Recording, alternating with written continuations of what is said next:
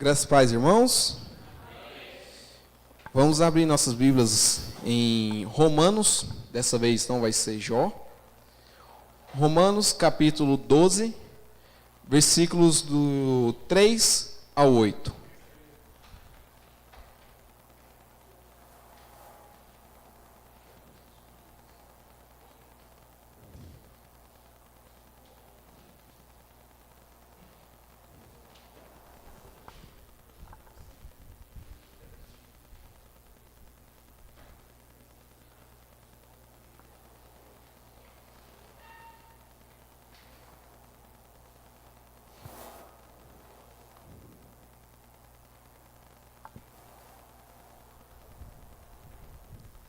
Amém? Pode baixar um pouco, por favor.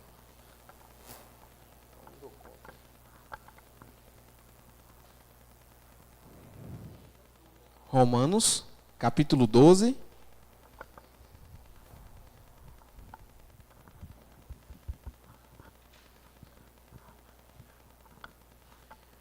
Versículos do 3 ao 8. Amém? Todos encontraram, né? E diz assim a palavra de Deus: Porque pela graça que me foi dada, digo a cada um de vocês, que não pense de si mesmo além do que convém. Pelo contrário, com moderação, segundo a medida da fé que Deus repartiu a cada um. Porque assim, como um só corpo temos muitos membros, mas nem todos os membros têm a mesma função. Assim também nós, embora sejamos muitos, somos um só corpo, em Cristo, e membros um dos outros. Temos, porém, diferentes dons, segundo a graça que nos foi dada. Se é profecia, seja segundo a proporção da fé. Se é ministério, dediquemos-nos ao ministério. O que ensina, dedique-se ao ensino. O que exorta, faça com dedicação. O que contribui, com generosidade. O que preside, com zelo. O que exerce misericórdia, com alegria. Senhor Deus, ó Pai, obrigado, ó Deus, que o Senhor é bondoso em nossas vidas, ó Pai. Obrigado porque o Senhor é Deus de graça, um Deus de misericórdia, o Deus em que morreu e ressuscitou, o Deus em que nos salvou, o Deus que nos tirou do império das trevas, trouxe para a luz, e que nessa noite, ó Deus, não seja eu falando, mas se seja a voz do Espírito Santo, Deus. Que eu seja usado pelo Senhor, Deus, que quebranta, Deus, o coração de cada um que está aqui, Deus, para ouvir a Tua palavra, ouvir o que o Senhor tem dito à igreja, o que o Senhor tem falado à igreja, Deus. Esteja conosco, Pai, que seja um culto não para nós, ou não simplesmente mais uma quarta-feira, mas seja um culto de adoração, de louvor, para que possamos ouvir a Tua voz, ó Deus, e não simplesmente ouvir, Deus, mas que possamos executar, agir conforme os Teus mandamentos, conforme as Tuas ordens, Deus, em nome do Senhor Jesus Cristo, Deus. Amém. Romanos talvez seja a minha carta preferida, ou o livro preferido de toda a Bíblia. Gosto muito de Romanos, me chama muita atenção. Não foi porque Paulo escreveu, mas sim porque todo o conteúdo que tem nela. Lembro do seminário, eu acho que, se não me engano, foi o reverendo. Ele falava, se fosse para escolher um livro, eu escolheria João.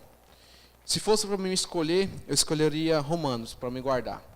É onde tem toda a teologia ali em um resumo. Não compreendemos toda a carta de Romanos, mas existem algumas partes em que ela é bem clara. E não é porque a palavra é bem clara que não devemos nos preocupar ou devemos deixar de lado. A importância dela ainda continua. E sobre essa parte de Romanos capítulo 12, Paulo vai dizer sobre qual que é a vontade de Deus.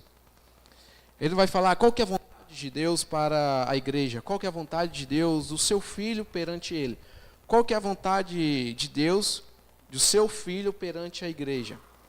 E todos os capítulos, o 14, o 13 e o 15, ele continua dizendo isso, qual que é a vontade, o que devemos fazer, o que devemos não fazer. E quando o início do ano, um bom momento para começarmos o ano, sei que não é o primeiro sermão do ano, mas um bom momento é lembrarmos o que é uma igreja. É um chamado à igreja. Esse início de ano seria bom relembrar ou reaprender o que é uma igreja. O que é uma igreja local? Temos aí tantos pregadores, tantos homens de Deus, tantos lobos também na internet, que falam tantas coisas. Existem homens abençoados e existem homens malignos. Mas se existe todo esse conteúdo bom também, precisamos ainda da igreja? Melhor dizendo, precisamos ainda de uma igreja local? Essa parte, esse trecho de Romanos, ele não vai dizer, não é um texto do versículo 3 a 8, não é um texto necessariamente para a igreja. Paulo vai falar diretamente a um indivíduo. Ele não está falando aos romanos, ele está falando a cada indivíduo, é pessoal aqui agora. Ele está falando não o que a igreja deve fazer, mas ele vai falar o que o Gabriel deve fazer, o que a Maria Eduarda deve fazer, o que o Iago deve fazer, o que o Gabriel deve fazer na igreja. Qual que é a vontade de Deus para a vida do Gabriel? E para isso, para compreender, precisamos entender o que é uma igreja local, precisamos entender o que é um corpo, o que é ser membro de um corpo. E a vontade de Deus, a gente não fez a leitura do versículo 1 e 2, mas o final do versículo 2 vai dizer, para que possamos experimentar qual é a boa, agradável e perfeita vontade de Deus. E alguns vão ler esse texto rapidamente e vão dizer, qual que é a vontade de Deus para a minha profissão? Qual profissão devo seguir? Ou podemos olhar assim, qual que é a vontade de Deus? Qual curso devo fazer? Se é medicina, se é direito, se é sistema. E às vezes lemos esse texto rapidamente e imaginamos que é isso. Qual que é a vontade de Deus? O que Deus quer para a minha vida, para o meu futuro? Queremos adivinhar os planos de Deus para nossas vidas. Mas o texto ele não está dizendo sobre isso. Essa vontade de Deus aqui não é qual curso que o Gabriel tem que escolher. Deus não está falando sobre isso. Essa vontade de Deus, Paulo vai deixar claro o que deve ser feito. Essa vontade de Deus não é tentar compreender o plano de Deus. Às vezes, nunca iremos compreender os planos de Deus, ou o plano de Deus em nossas vidas. E às vezes, sim, vamos saber qual é o plano de Deus, não porque procuramos, ou porque somos bons demais para compreender, mas porque Deus tem misericórdia e Ele escolhe mostrar seu plano. Mas Deus não demonstra o seu plano antes de executar. Lembrando de Jó, Deus não mostrou para Jó qual era o plano dele. Jó teve que passar todo o plano de Deus para então compreender. E às vezes a nossa vida é assim. Às vezes o Fábio vai ter que passar toda a vida servindo a Deus, buscando a Deus, para que então, no final da vida dele, ele compreenda, esse era o plano de Deus para a minha vida. Talvez ele não vai saber no final de sua vida também. Mas o importante é saber que devemos executar o que Deus tem feito. Executar a vontade de Deus em nossas vidas. E devemos entender o que é uma igreja. Vamos tratar sobre o que é uma igreja, o que é ser membro de uma igreja. E qual é essa vontade? O que Paulo estava dizendo sobre essa vontade? Agradável, perfeita e boa. E ele vai continuar no versículo 3. Ele começa, por quê? Os professores de português sabem melhor, mas no grego, parafraseando, o porquê vai ser uma ligação entre os dois versículos. É sobre a ligação da vontade de Deus sobre os próximos versículos. Essa é a continuação. Por quê? Pela graça que me foi dada, Paulo está dizendo. Essa graça que foi dada a Paulo, ela não é uma graça, não é a graça salvadora, não é uma graça comum. Essa graça aqui é o apostolado. Em Romanos capítulo 1, ele vai dizer que a graça que ele recebeu foi a graça de ser apóstolo. Deus lhe deu o dom do apostolado. Essa graça é como se o versículo, melhor dizendo, seria assim, a graça, o dom de apostolado que Deus me deu, digo a cada um de vocês. Paulo está falando aqui com autoridade, não vinda de Paulo, mas a autoridade que ele recebeu de Jesus Cristo. Ele recebeu a autoridade vinda de Deus para ser apóstolo. Logo, ele tem autoridade para dizer: digo a cada um de vocês. E a palavra digo, ela às vezes passamos despercebidos, mas é muito importante compreender. O versículo 1 vai dizer: portanto, rogo-vos, irmãos, pelas misericórdias de Deus. É como se Paulo estivesse suplicando para cada um, para cada indivíduo.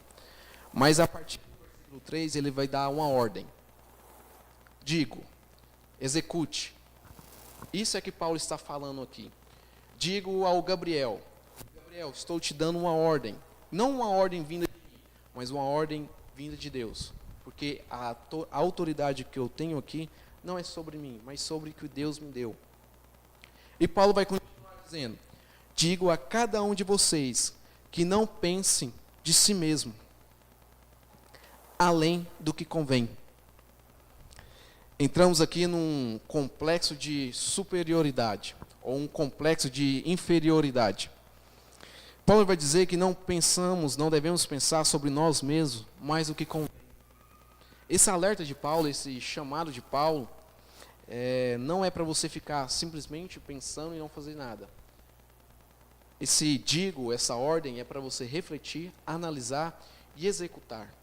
Se eu estou pensando além do que me convém, pelo contrário, pense com moderação. É o que Paulo vai dizer. Às vezes estamos na igreja e o mundo gosta disso, de ter uma altíssima, boa autoestima. Eu sou a última bolacha do pacote, eu sou o melhor funcionário da empresa, eu tenho 10 cursos, 10 bacharel, tenho pós-graduação, mestrado, eu sou o melhor da igreja, sem mim o pastor não consegue fazer nada. Isso é pensar muito além. Isso é pensar sobre um modo totalmente errado sobre você. Alguns anos eu me lembro do pastor usar a metáfora de a síndrome da girafa. Alguns irmãos talvez lembrem que às vezes estamos num rebanho, cheio de ovelhas, o pastor cuidando, e de repente aparece uma girafa. E o pastor ele tem que se virar agora para alimentar a girafa porque ela está mais alta. Não, esse não é o que Paulo está dizendo. Se a girafa está no meio do rebanho, se está ali, ela que deve se abaixar. Ela que se deve chegar junto ao rebanho e se alimentar ali. Ela não vai ganhar um espaço exclusivo. Se você pensa que você está na igreja, na IBNE, e você é bom demais, você já está errado. Você não está agindo como Paulo mandou, que é pensar com moderação sobre a sua vida. Então quer dizer que eu tenho que ser um verme agora. Entramos agora na síndrome do gafanhoto. Quando Moisés manda olhar a terra, para homens ali, eles vão até a terra e olham ela, e volta a Moisés, é o que acontece. Eles são como os gafanhotos. Não, Moisés, não conseguimos enfrentar aqueles gigantes. Eles têm 50 de braço, eles são muitos, eles possuem armas, eles são maiores que nós, eles têm mais força, eles têm mais cavalos, eles têm mais espadas. E achamos que eles agiram como esses gafanhotos. Somos pequenos demais. E às vezes entramos nisso. Eu estou na igreja, mas eu não consigo cantar, eu não consigo ler, eu não consigo pregar, eu não consigo cuidar da mesa de som, eu não consigo fazer nada. Partimos para o oposto. Essas síndromes, talvez seja o problema de 2 aspectos que aconteceram no nosso país. Um que foi a Igreja Católica chegando e dizendo: você tem que ser pobre, você tem que ser um miserável, você tem que ser, não pode ter nada, você é um pecador imundo, logo você tem que ser um verme e sofrer para o resto de sua vida. Ou às vezes caímos no outro oposto, a teologia da libertação, ou a teologia do coach, ou a teologia da prosperidade, Não, você tem que ser o máximo. Você tem que ter uma conta bancária enorme, então Deus não está te abençoando. Não, você tem que estar bem consigo mesmo, senão isso não é uma bênção de Deus sobre a sua vida.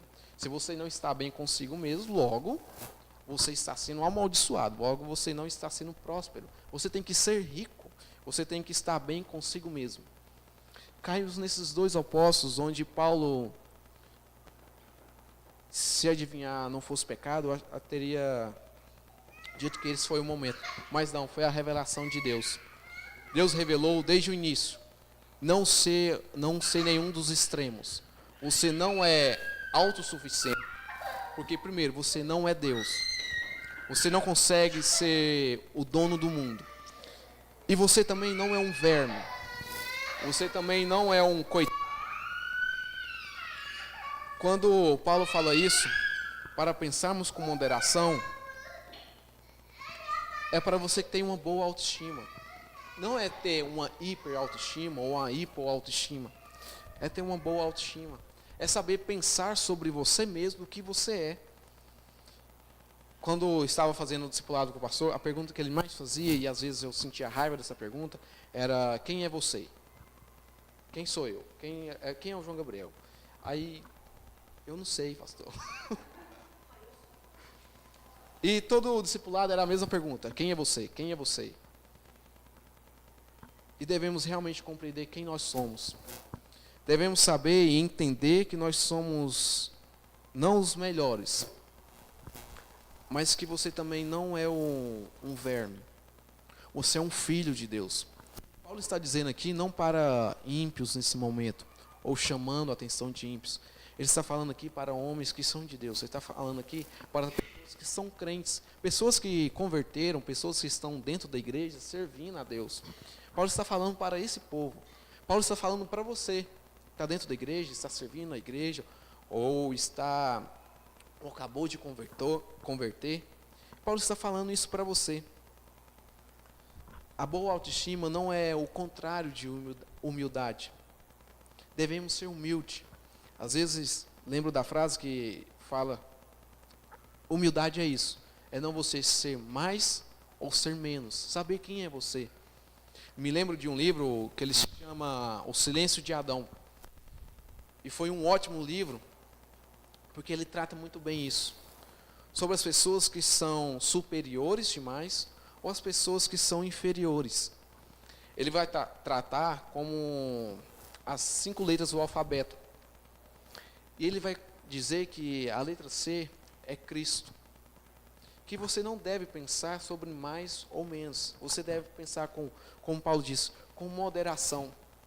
Cristo era isso. Cristo a todo momento, mesmo sabendo quem ele era, mesmo sabendo o que ele poderia fazer, mesmo entendendo tudo, Cristo não agiu com superioridade perante os outros apóstolos ali. Cristo foi humilde. Ele serviu a todos eles, lavou os pés dos discípulos, porque ele pensava com moderação a respeito de si. Ele sabia quem era ele. E devemos entender quem somos. Somos filhos de Deus, devemos estar na igreja. Simplicidade é diferente de humildade. Não é porque você é uma pessoa simples que você é humilde. Às vezes existem artistas aí na internet, as pessoas vão dizer: nossa, como ele é humilde. Olha como fulano ali é humilde. Não, fulano ali é arrogante. Ele é simples. Ele não tem estudo, ele não conhece, mas ele tem uma poupança enorme e acha que ele é humilde por isso. Não, ele é totalmente arrogante. Simplicidade não é sinônimo de humildade. Devemos ser humildes. Não é porque você é uma pessoa simples, logo você será humilde. Não, você deve trabalhar isso. Deve entender o que é humildade, pensar com moderação sobre você mesmo. E como o Paulo vai usar muito a expressão do corpo, mais à frente ele vai dizer isso, e pensar sobre o corpo de Cristo, e quando a pessoa pensa além de si mesma, ela não causa problemas simplesmente em sua casa, ela vai causar problemas na igreja.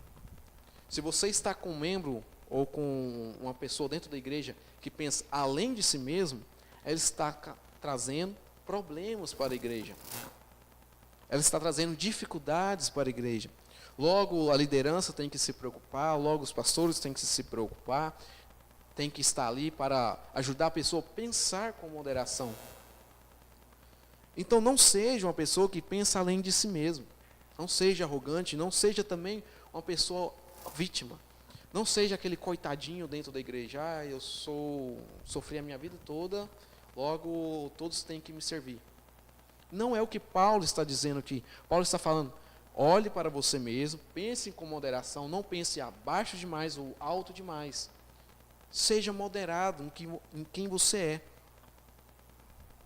E ele continua dizendo, pelo contrário, pense com moderação, segundo a medida da fé que Deus repartiu a cada um.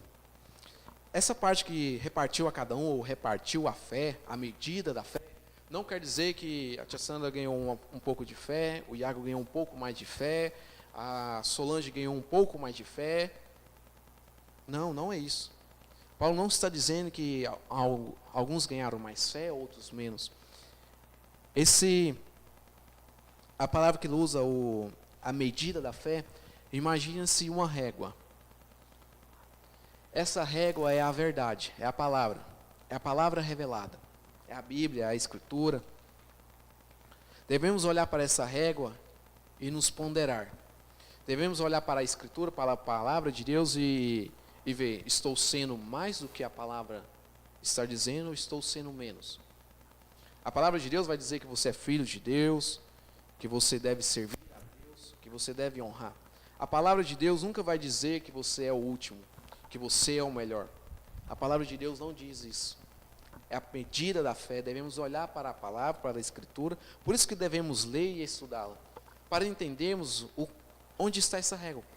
Se ela vai longe, se ela vai menos, e para entendermos em qual local que estamos. Se estamos acima da régua ou se estamos abaixo dela, não estamos pensando com moderação sobre nossas vidas.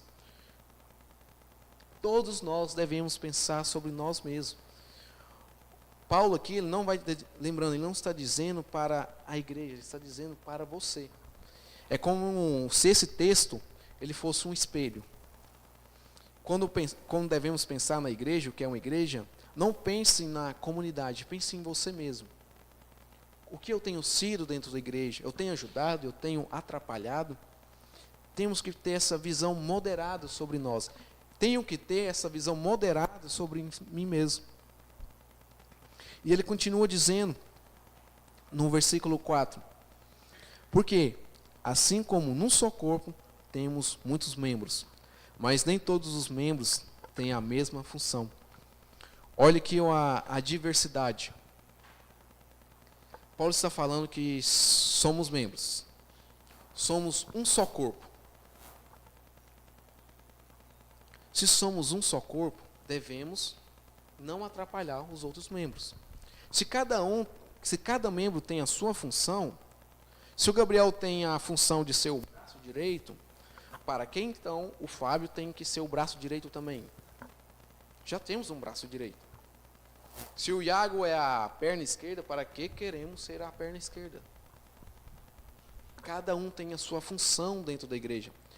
Lembrando que Paulo está dando uma ordem. Está falando, olha, você tem a sua função na igreja. Olha, Gabriel, você tem a sua função na igreja. Você é um membro da igreja. Mas caímos no outro extremo. Caímos no extremo que... Qual que é a minha função? Eu não tenho função na igreja. Se você não tem função na igreja, você está cometendo erro. Você está errado. Paulo está dizendo que você tem uma função.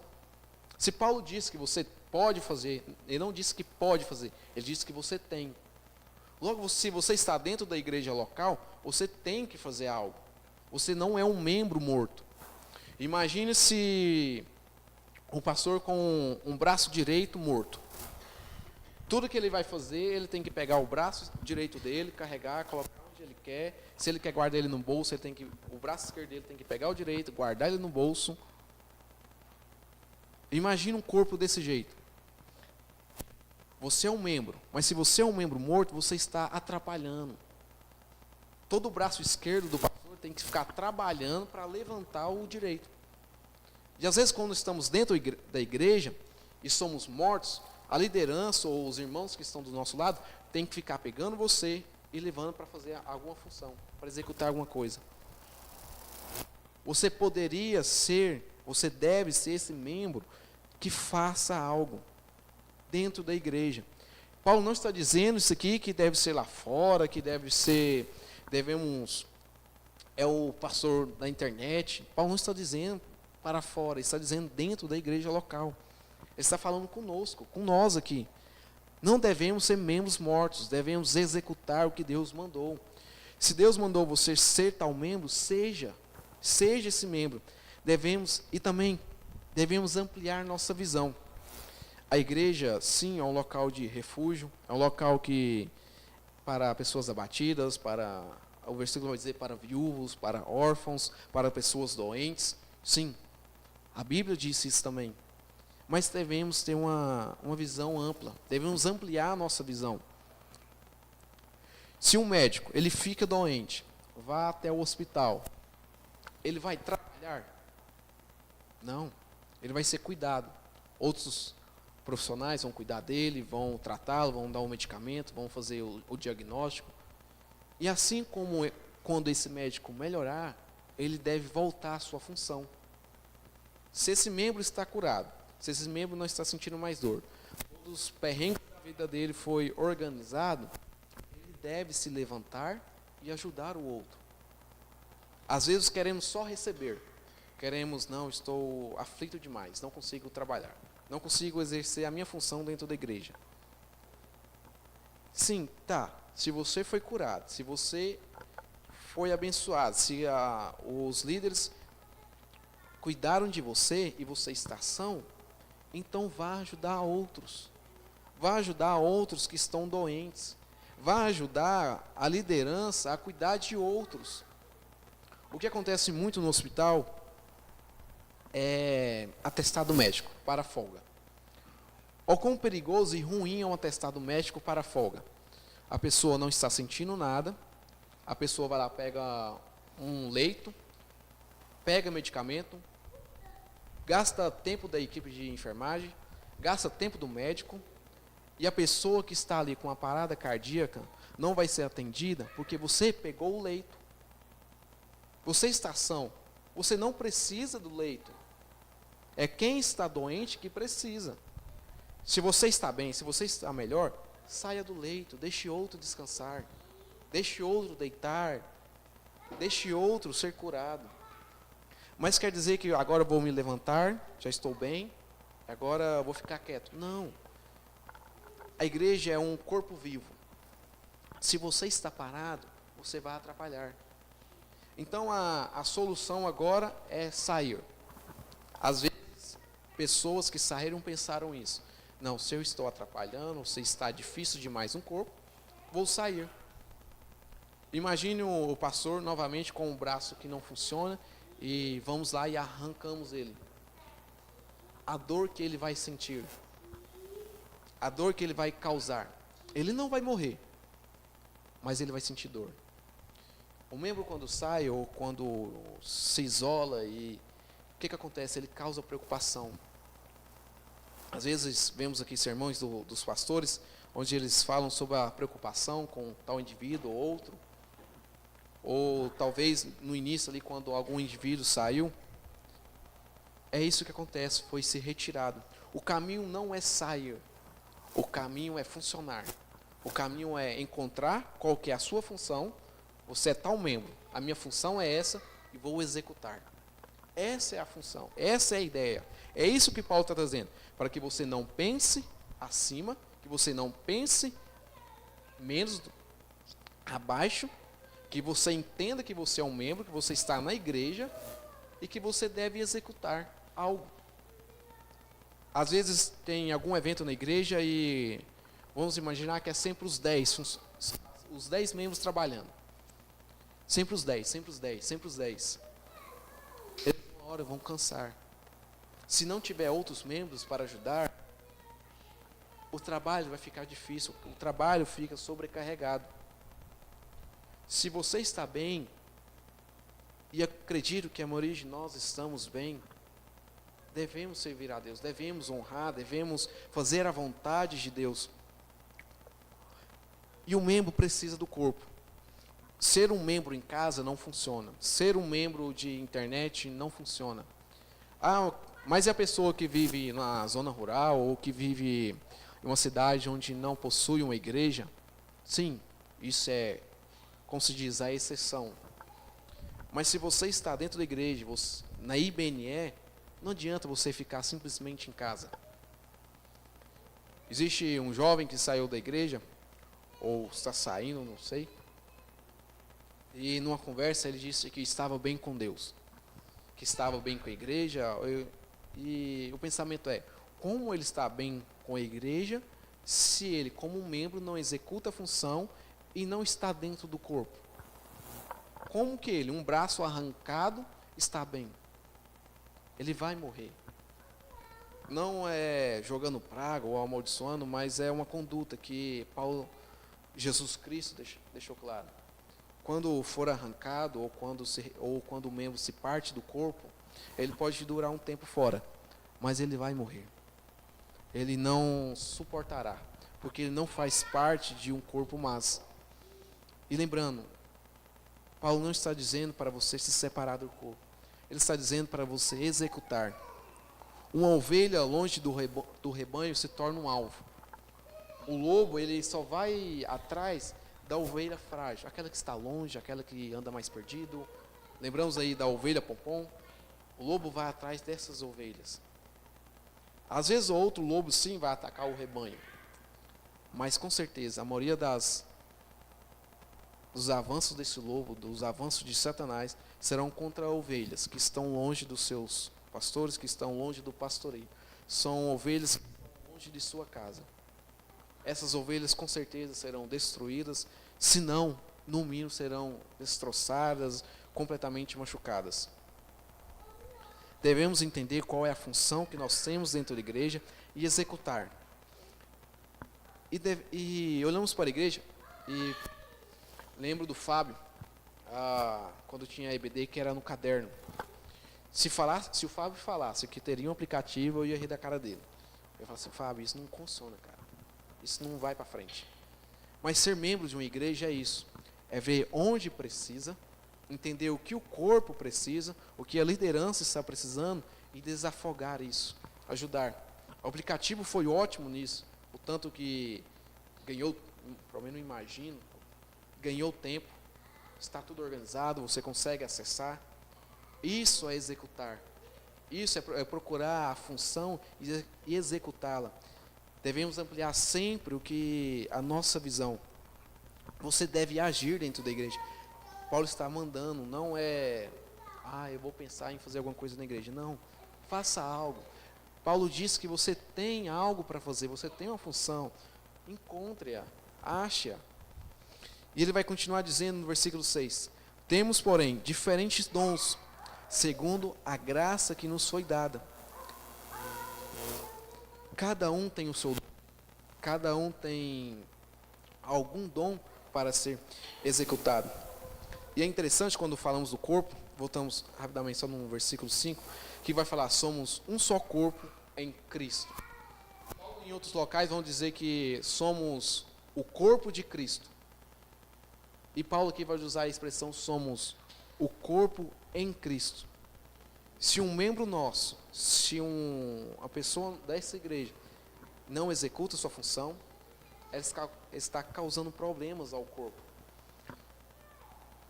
E câncer é uma coisa trágica, mas assim, como é desenvolvido, chega a ser até cômico. Se resumindo, uma célula que está com problema, ela tem alguma alteração, começa a se multiplicar, e assim se torna um tumor, e para o fim uma metástase, e a pessoa vem a óbito. E dentro da igreja é desse jeito.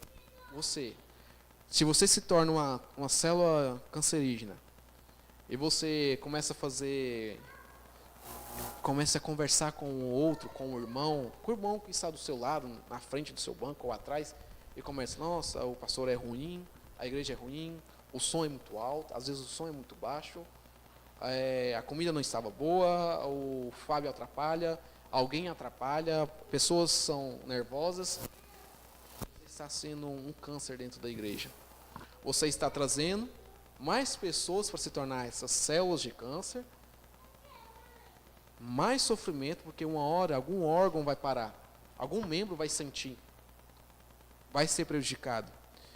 E o pastor vai ter que apertar o botão vermelho, o botão da quimioterapia. E o problema da quimioterapia é que as outras células também morrem. Imagina uma igreja cheia de problemas, onde o pastor não aguenta e ele tem que começar a executar. As pessoas não pensam com moderação, não executam as suas funções, não são membros e agora ele vai apertar o botão vermelho. A partir desse momento, todo o corpo vai sofrer. As pessoas que estão servindo vão sofrer. As pessoas que devem ser curadas, as células que devem ser curadas, vão sofrer. Os líderes vão sofrer. A dor de apertar aquele botão e saber que causará sofrimento, isso gera um sofrimento enorme.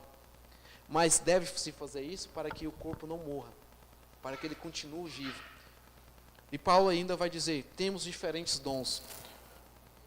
Vamos pensar com moderação, vamos entender o que somos membros, estamos dentro da igreja e vamos agora entender que temos dons. Paulo lista aqui 7 dons. Desses 7, devemos fazer pelo menos um. Desses 7, você pode fazer 7, você pode fazer 6, 5, 4, 3, 2, mas você deve fazer um. Você tem algum desses dons e Deus manda você executar eles. Pelo menos um você tem. Paulo diz que você tem. E o primeiro dom que ele vai falar é o dom de profecia. Se é profecia, seja segundo a proporção da fé. Se você tem um dom de profecia, lembrando que o dom de profecia não é uma revelação vinda de Deus ou algo a mais. Mas o ser profeta aqui é levar a palavra de Deus, é expor a palavra de Deus, é chamar a atenção. Os profetas faziam isso no Velho Testamento, chamavam a atenção do povo. Olha, vocês estão errados, vocês estão pecando aqui, vocês se estão desviando, vocês não pensam com moderação. Essa é a palavra aqui, eu estou expondo a palavra. Isso é o dom de profecia. E ele continua, se é ministério, dediquemos-nos ao ministério.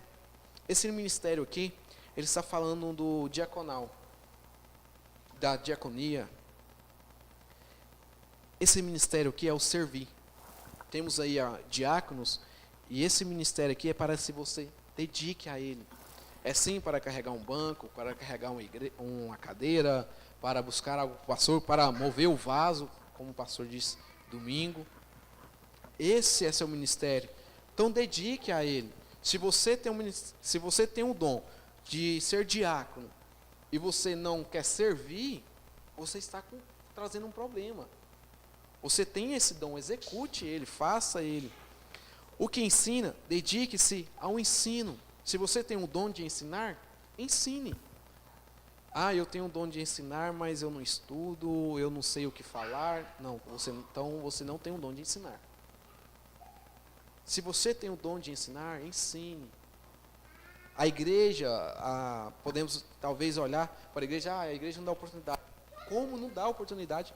Estamos na igreja onde temos professores, de jovens, adolescentes, de tantas salas, tantos momentos que o pastor dá oportunidade para ensinar, para você ensinar. Se você tem esse dom, então dedique-se. Então, aprenda. Você só vai ensinar algo se você aprender, se você ler, se você buscar. Você não vai tirar as coisas de uma cartola e vai começar a ensinar. Jesus Cristo, ele ensinou porque ele era Deus. Não, Jesus Cristo estudou. Jesus Cristo leu as palavras, ele sabia o que estava ali nas Escrituras. Você só vai ensinar se você ler, se você buscar conhecimento. O que exorta, faça com dedicação.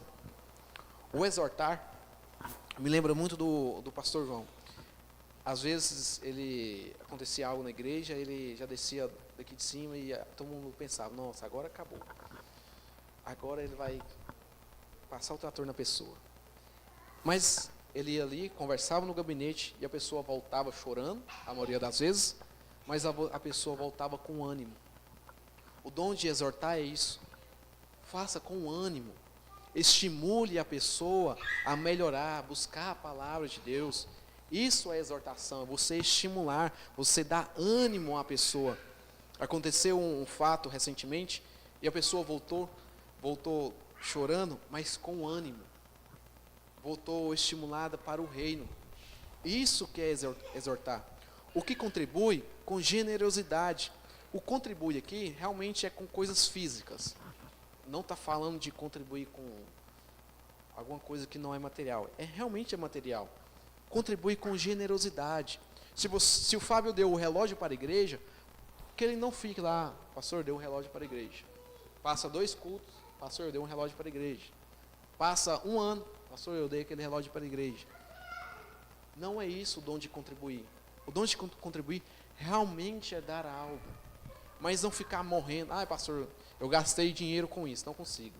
Ai, pastor, eu comprei esse equipamento, não consigo agora. Uma coisa é compreender o momento da pessoa, outra coisa é ficar toda hora demonstrando que você contribuiu com algo. É ficar relembrando que você fez algo.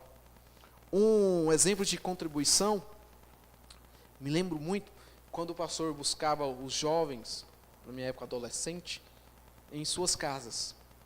Gastava ali o petróleo do seu carro, gastava tempo, paciência, porque era um carro de 7 pessoas.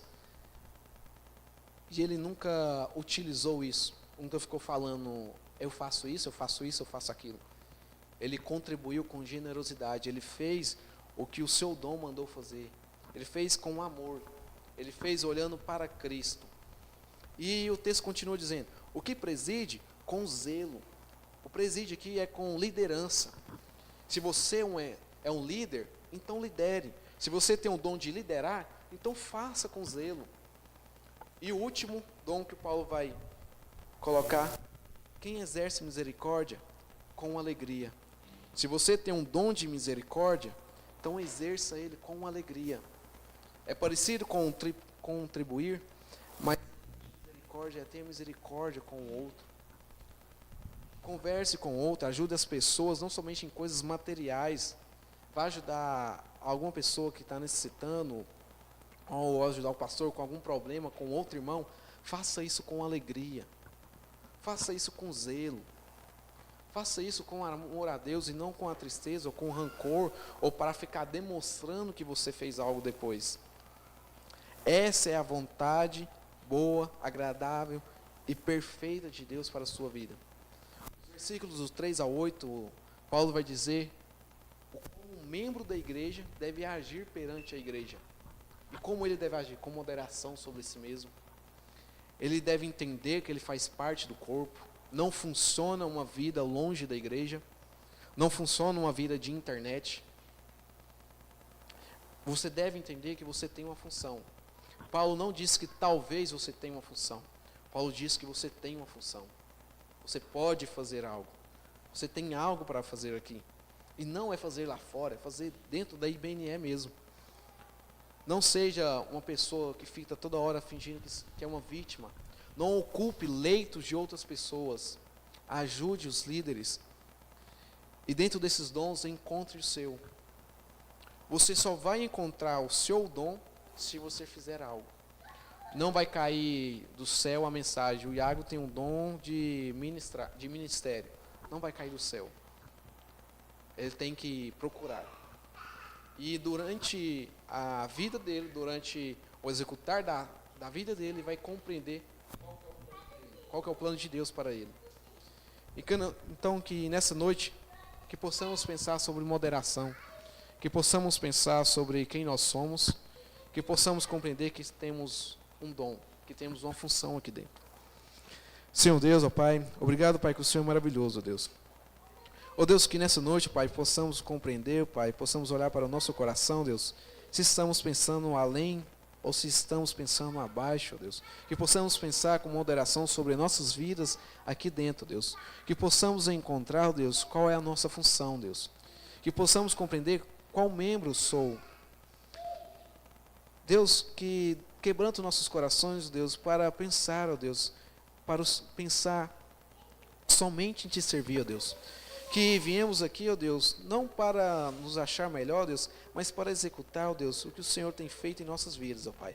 Para executar o que o Senhor deu-nos para fazer, ó Pai. Que possamos, ó Pai, esse ano, Deus, fazer o que o Senhor tem mandado, ó Pai.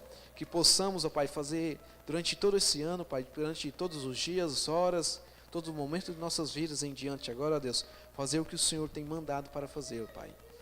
Que possamos fazer, Pai, com moderação, Deus, com zelo, com apreço, Pai, que nos dediquemos, ó Pai, ao Teu reino, que seguimos a Jesus Cristo, Deus, não por falar, mas que possamos agir e entender que temos a função e podemos fazer algo, ó Deus, que possamos, ó Pai, Te servir, Deus, que possamos Te honrar, ó Deus, em nome do Senhor Jesus Cristo, Deus, amém.